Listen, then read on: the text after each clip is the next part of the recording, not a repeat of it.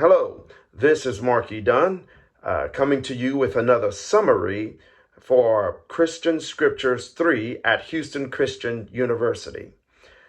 Today I will be summarizing the book of Jeremiah using two additional sources outside of our course work. First source I'm going to use is Got Questions Ministries, a summary of the book of Jeremiah from gotquestions.org.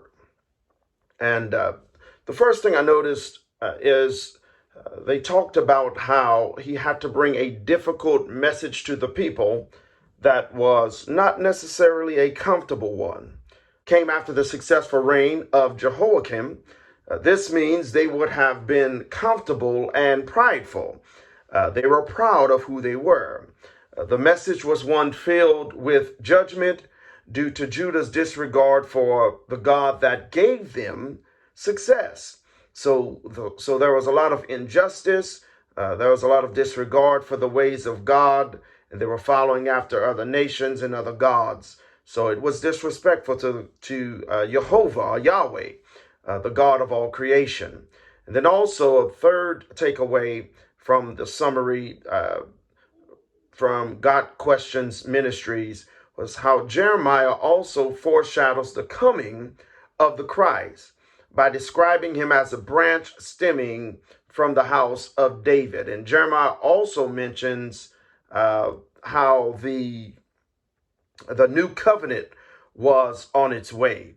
So he's one of the prophets, or one of the only prophets that talked about in detail a new covenant coming into existence, which is also, in a sense, foreshadowing the Christ, because Christ is the testator of the new covenant. My second source comes from Bible Stories. Bible Stories, the story of the prophet Jeremiah. And the first takeaway from this summary that I noticed, or that jumped out at me, was Jeremiah was born into the priesthood, but selected by God to be a prophet. So he prophesied, but never stopped interceding for the people, just as a priest should. I found that to be interesting because he was known as the weeping prophet. And though the priests were preoccupied with things of the temple, and when the tabernacle was being moved from place to place, even back then, coming out of Egypt, the priests were still, preoccupied. So there are some things they did not witness or did not see because they had to be focused and dialed in on the things of the temple. But here Jeremiah is knowing the ins and the outs, but still he has a priestly nature.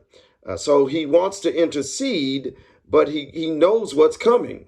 So it put him in a very conflicting position.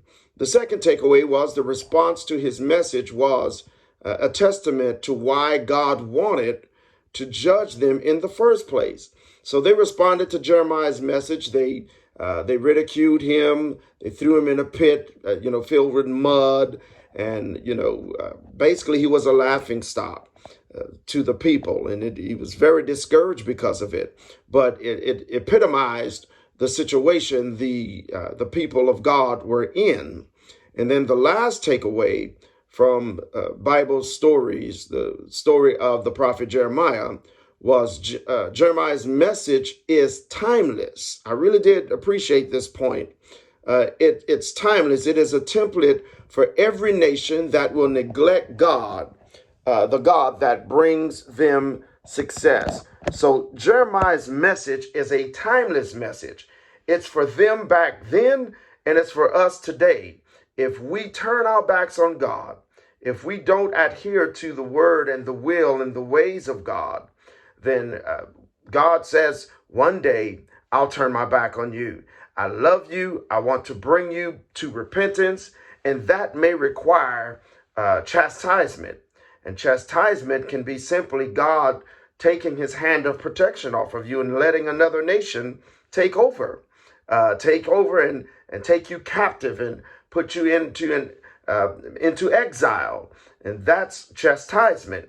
So I found that last point to be interesting.